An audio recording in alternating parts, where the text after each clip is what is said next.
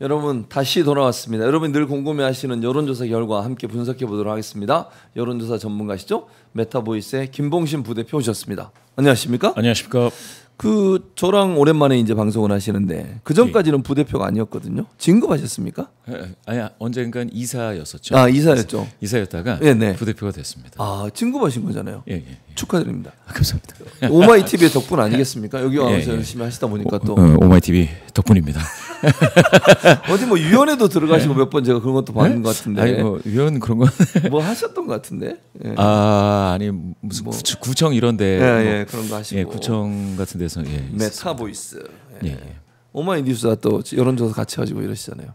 예. 알겠습니다. 뭐 대답하기 곤란하신 것 굉장히 잘 맞췄습니다. 아 그렇습니까? 예. 좋습니다. 5,000명 조사했는데. 5,000명 조사했는데.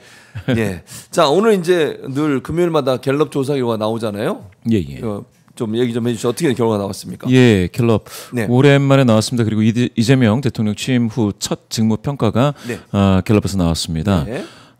이 조사는 갤럽 데일리 오피니언 제 626호이고요. 네. 6월 24, 25, 26일 네. 3일 동안 진행을 했습니다. 네. 이동통신 3사 제공, 무선전화 가상번호 무작위 축출 방식이고 전화 면접 조사입니다. 1,004명 조사에서 표본오차는 플러스 마이너스 3.1%포인트입니다. 더 자세한 사항은 중앙선거여론자심의위원회 홈페이지를 참조하시면 되겠습니다.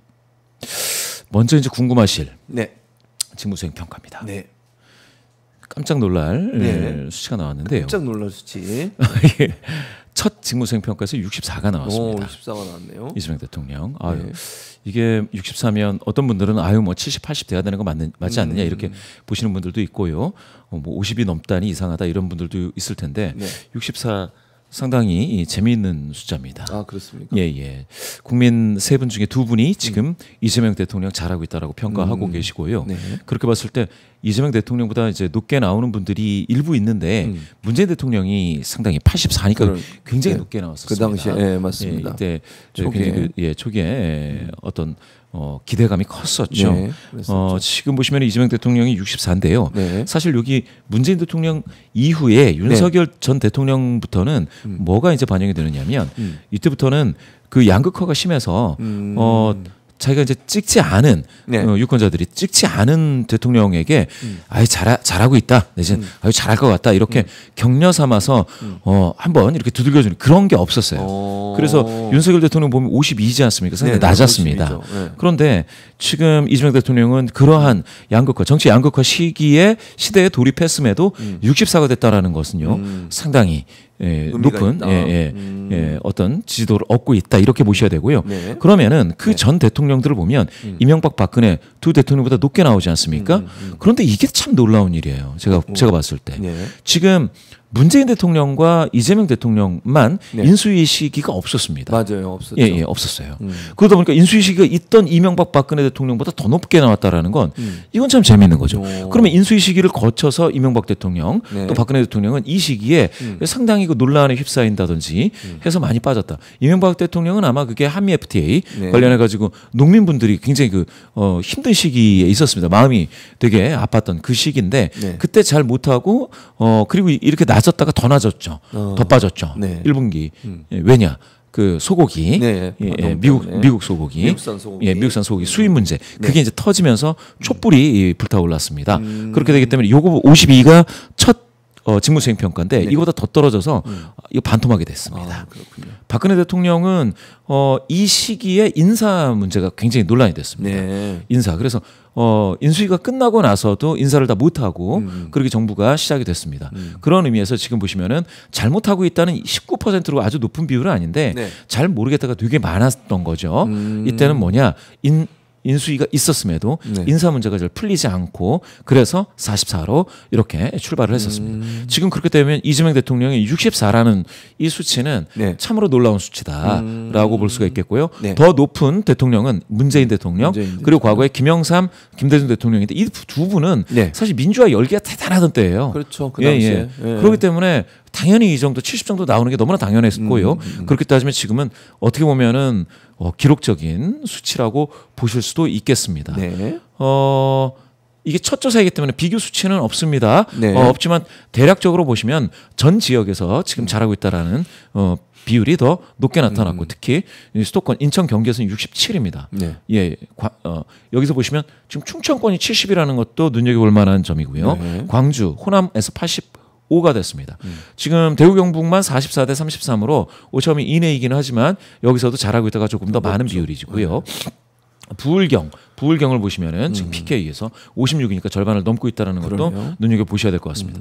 연령대로도 보시면 지금 모든 연령대에서 잘하고 있다는 긍정 평가도 높다라는 사실을 보실 수가 있고요. 20대도 그러네요. 20대에서 53 절반이 넘었습니다. 절반 넘지 못하고 있는 세대가 70세 이상에서 45인데요. 네네. 여기서도 부정 평가는 30%로 15% 포인트 더 긍정 평가가 높다라는 부분 확인하실 수 있겠고요. 40대에서 83입니다. 아, 50대에서 76 네. 이런 것들은 눈여겨 보셔야 될 것 같습니다. 네. 지금 보시면은 보수 중도 진보에서 네. 보시면은 중도에서 69예요. 음. 물론 진보에서 92니까 압도적이지만 네. 중도가 지금 탄탄하게 지금 69라고 한다면 70에 가깝습니다. 그러네요. 중도 성향이신 분들 중에 10분 중 7분이 지금 지지하고 계시다. 보수에서도 37이니까 네. 3분의 1이 넘어갔습니다. 이런 것도 눈여겨 보실 수 있겠고요. 이와 같이 이재명 대통령 직무생 잘하고 있다. 잘하고 현재적인 있다. 평가입니다. 네. 잘하고 있다. 네. 대통령 되실 때 49% 득표했습니다. 네. 그런데 잘하고 있다가 지금 64다. 요 내용이고요. 네. 요 내용 중에 이유를 한번 보셔야 돼요. 네. 긍정평가 이유 많이 나왔어요. 경제 민생도 있고 지금 분산되어 있죠. 분산되어 네. 있죠. 그러네요. 추진력, 실행감, 속도감, 소통 전반적으로 잘한다. 인사 문제도 좋다. 부정하시는 분들 중에서는 215명이신데요. 과도한 복지, 민생지원금, 나토 불참, 도덕성, 인사 이렇게 나왔습니다. 요거 중에 핵심적인 거는 제가 좀 이따 한번 보고요. 네. 이거 한번 보시면 네. 아예 깜짝 놀랄 게 하나 어떤 겁니까? 있습니다. 아 진짜 깜짝 놀랐어요. 깜짝 놀랐어요. 깜짝 진짜 깜짝? 화들짝. 화들짝. 예. 화들짝. 화들짝. 이거 한번 보셔야 돼요. 네. 이거 지금 향후 1년 경제 전망, 네. 경기 좋아질 건 나빠질 건, 살림살이 좋아질 건 나빠질 건. 요거 있잖아요. 요 네스코어라고 돼 있는 거는 네. 빨간색이잖아요. 네. 요게 과거 2022년 6월이면 윤석열 전 대통령 출범식입니다. 네. 네스코어라는 게 빨간색이라는 거는 나빠질 것이다라는 전망이 더 많았다라는 얘기죠. 지금 여기 살림살이 전망하고 경기 전망 한번 같이 보십시오. 2022년 6월서부터 계속 빨간색. 2023년, 마이너스. 2024년 다 빨간색입니다. 네. 다 빨간색. 다 25년. 그런데 근데 이번에 6월에 파란색으로 바뀌었나? 파란색이 바뀌었어요. 아니 이게 지금 제가 화들짝이라고 말씀을 드린 게 화들짝 놀랐어요. 예, 깜짝보다 네. 더 세게. 화들짝. 예. 이거 보십시오. 이 파란색 숫자가 너무 오랜만에 나왔어요. 너무 오랜만입니다. 잘 될 거다 그런 전망인 거죠? 예, 예. 예. 지금 경기가 잘 될 거다. 52 네. 대한민국 국민 네. 절반에 해당되는 국민분들이 지금 52%잘 될 거다. 33% 내 살림살이가 좋아질 거다.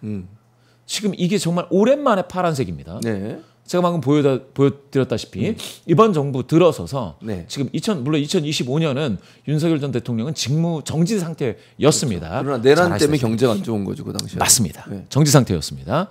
그 상태에서 무려 5개월, 6개월 왔을 때 계속해서 빨간색이었습니다. 작년 말 한번 보시죠. 49. 빨간색 49.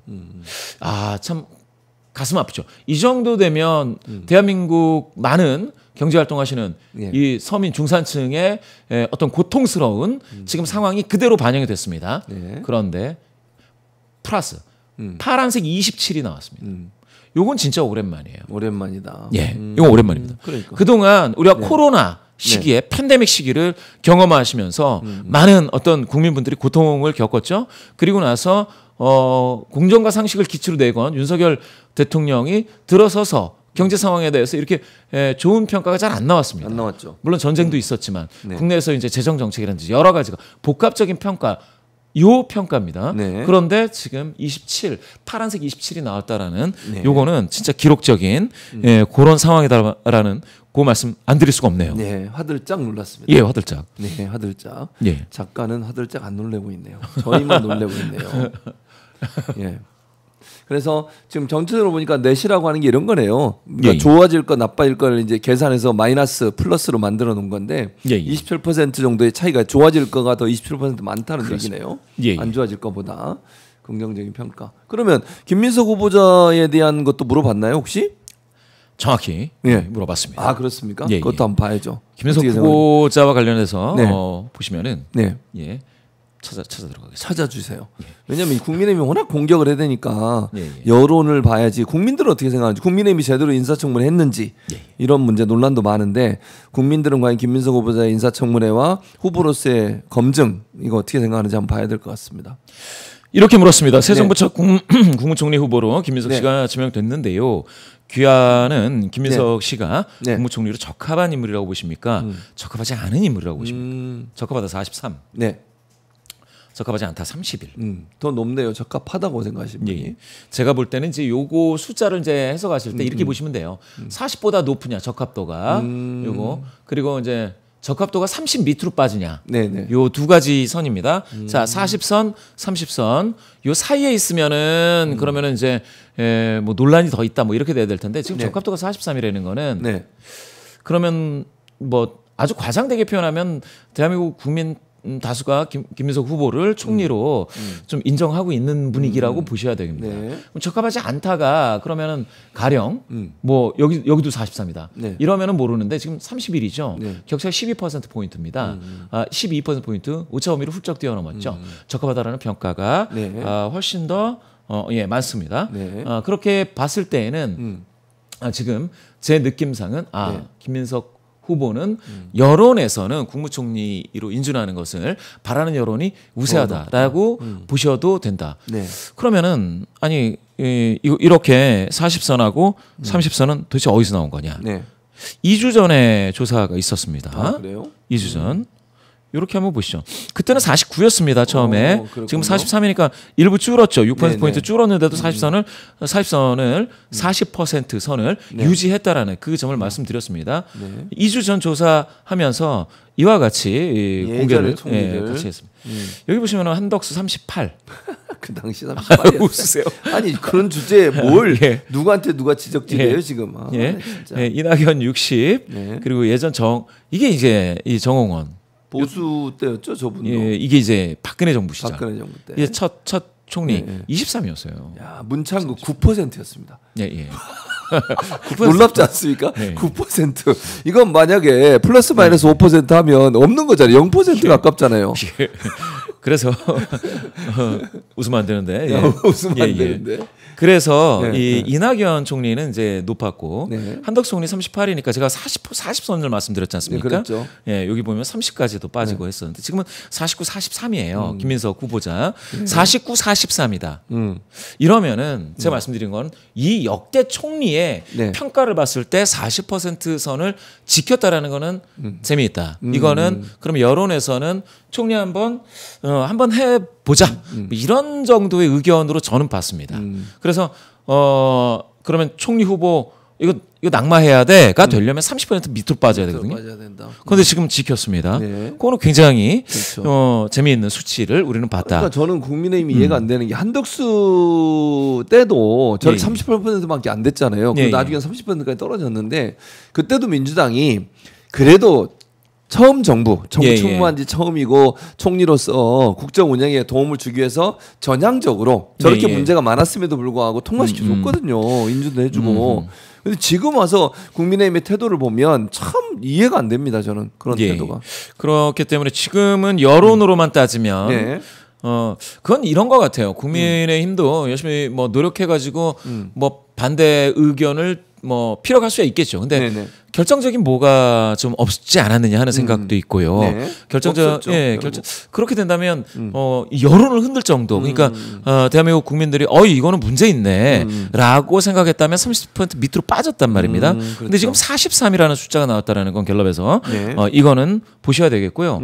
하나 더 보여드릴 수밖에 없습니다. 뭡니까? 요거는 MBS 어제 발표한 MBS MBS 발표. 그 조사입니다. 네. 여기 이거 읽어드려야 되니까 6월 23일에서 25일 3일간 진행이 됐고요. 이 MBS는 한국갤럽은 의뢰처가 없어요. 자체 조사입니다. MBS는 4개 회사 엠브렘 퍼블리케이스리스 코리아리서치 한국리서치가 조사를 했고요. 예, 역시 마찬가지로 통신 3사 제공, 휴대전화 가상번호 이용 전화 면접 조사입니다. 1000명 조사를 해서 역시 플러스 마이너스 3.1%포인트의 오차 범위를 갔는데요. 네.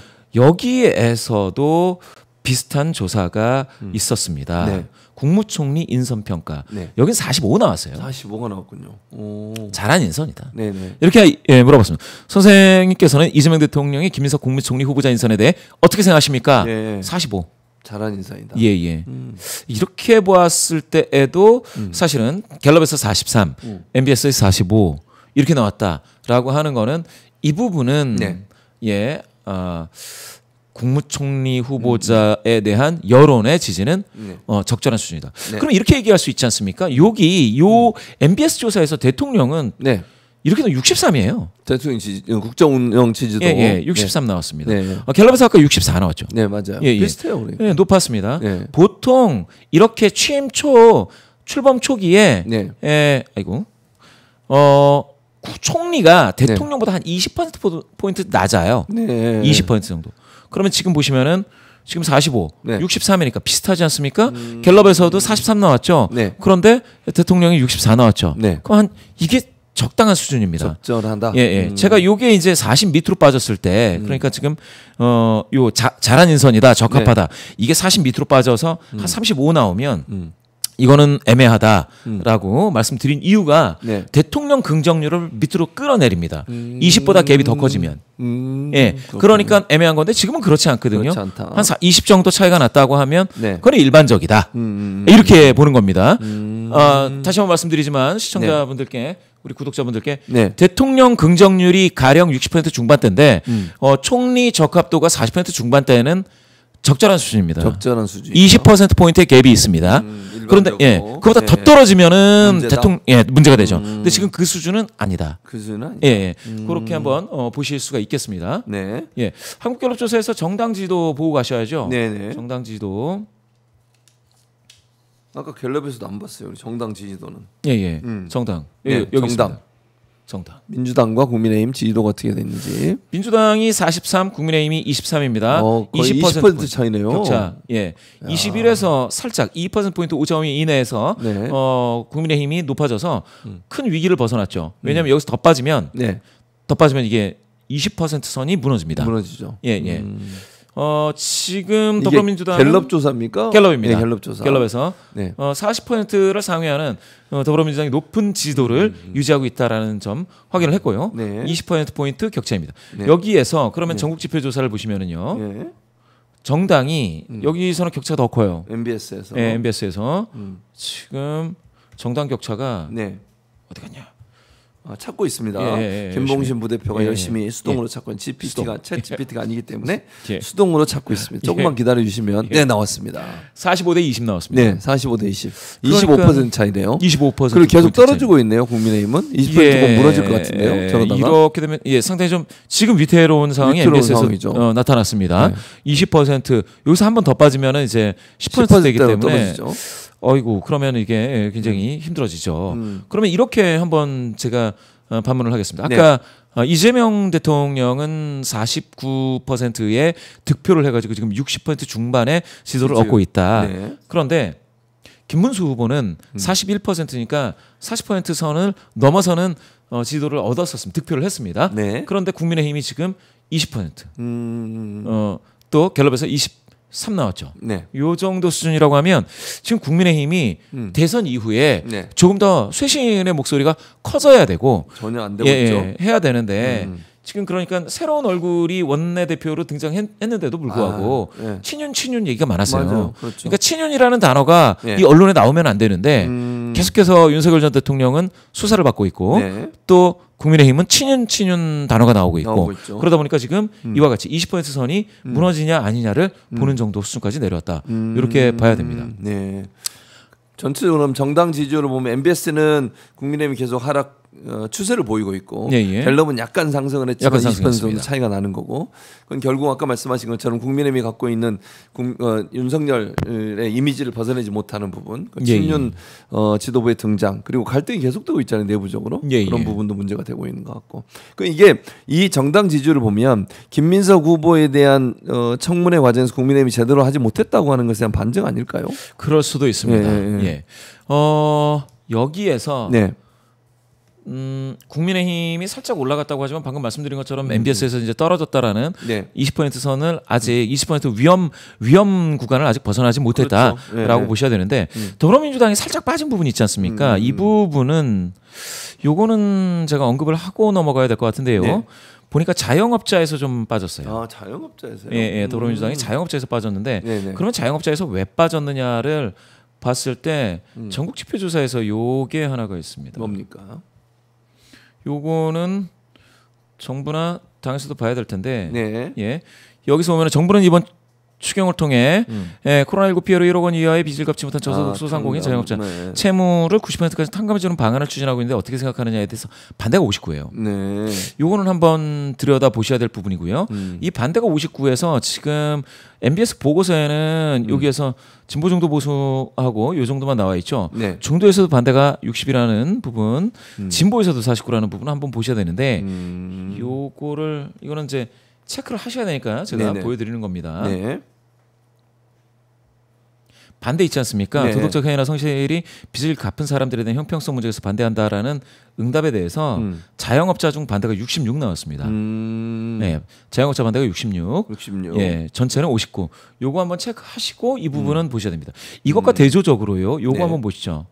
추경. 추경. 예, 추경 편성은 필요한 필요하다. 조치다가 60일입니다. 네. 요거는 정부가 지금 추경을 단행을 했는데요. 네네. 예, 필요한 조치다. 맞습니다. 여기에 대해서는 굉장히 지지도가 높고요. 중도에서 64 나왔습니다. 64. 예, 보수에서도 찬성 필요한 조치다. 43입니다. 진보는 뭐 말할 것도 없어요. 말할 것도 83입니다. 없고. 네. 요런 것들은 지금 그러니까 어떤 정부가 지금 보여주고 있는 정책에 대해서는 이러한 정도의 어떠한 의견 분포가 있다 하는 거는 보셔야 될 것 같습니다. 그러니까 여러 조치를 추경 자체에 대해서는 반대를 안 하지만 예, 예. 예컨대 말씀하신 건 여론조사 결과로만 보면 이제 소위 탕감이라고 하는 부분 이 부분이 이제 약간 논란인데 설명이 좀 필요할 거라고 저는 생각해요. 왜냐면 예, 이게 예. 7년 이상 장기적으로 그리고 5천만 원 이하여야 돼요. 예, 예. 그리고 검토되고 있는 게 그냥 다 소각을 할 거냐. 물론 이게 캠코라는 곳에서 그걸 또 인수해서 할 거냐 이런 논란도 있는데 어쨌든 뭐 근데 이게 이제 저는 이렇게 생각합니다. 앞으로 이분들이 이제 경제생활을 전혀 못 하시는 거예요. 7년 동안 묶여 있는 상황이고 이제 신용불량자가 돼가지고 카드도 못 쓰고 이러다 보니까 세금을 낼 수 있는 상황도 아니고요. 이분들을 다시 복귀시켜서 국가 재정을 튼튼하게 하고 이런 부분이라면 도리어 필요하지 않을까 하는 생각도 들고 또 하나는 이게 사실은 이분들이 이제 이렇게 돼버리면 결국 파산이 계속 일어나게 되면 금융시장도 상당히 좀 어려워지지 않겠어요? 그런 부분도 고려해서 좀 고민을 해봐야 될 텐데 어쨌든 이미지는 좀 그렇다는 말씀을. 예. 여론은 좀 그렇게 나타나고 있기 알겠습니다. 때문에 참고를 네. 해야 되고요. 네네. 마지막으로 하나 예, 뭐가 있습니까? 재밌는 조사가? 예. 뭡니까? 이 북한과 관련해 가지고요. 아, 북한. 북한은 화해와 협력의 대상이다. 네네. 적대와 경계의 대상이다. 이렇게 됐을 때 네. 화해와 협력이 대상이라는 게 네. 지금 56으로 오, 최대입니다. 최대고 있네. 가장 지금. 높은 비율입니다. 오. 그래서 이번에 뭡니까 네. 대북 방송 있지 않습니까? 네. 그 중단하고 중단했죠. 예, 우리 뭡니까 DMZ에서 네. 그렇게 하는 것들에 대해서 전반적으로 이게 분위기가 나쁘지가 않다라는 것이고요. 네.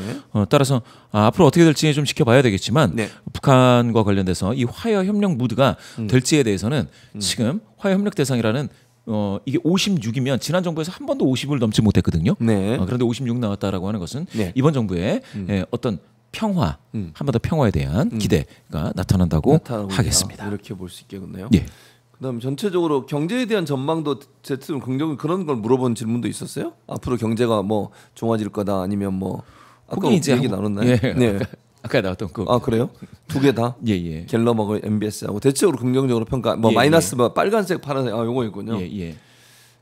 전망이 좋습니다. 전망이 좋습니까? 예. 메타보이스는 의뢰 안 하면 조사 안 합니까? 예. 이건 이제 의뢰 안 해도 한다면 아니 그러니까 MBS하고 그 갤럽은 예. 특별히 의뢰를 안 해도 주기적으로 하잖아요. 예. 계속.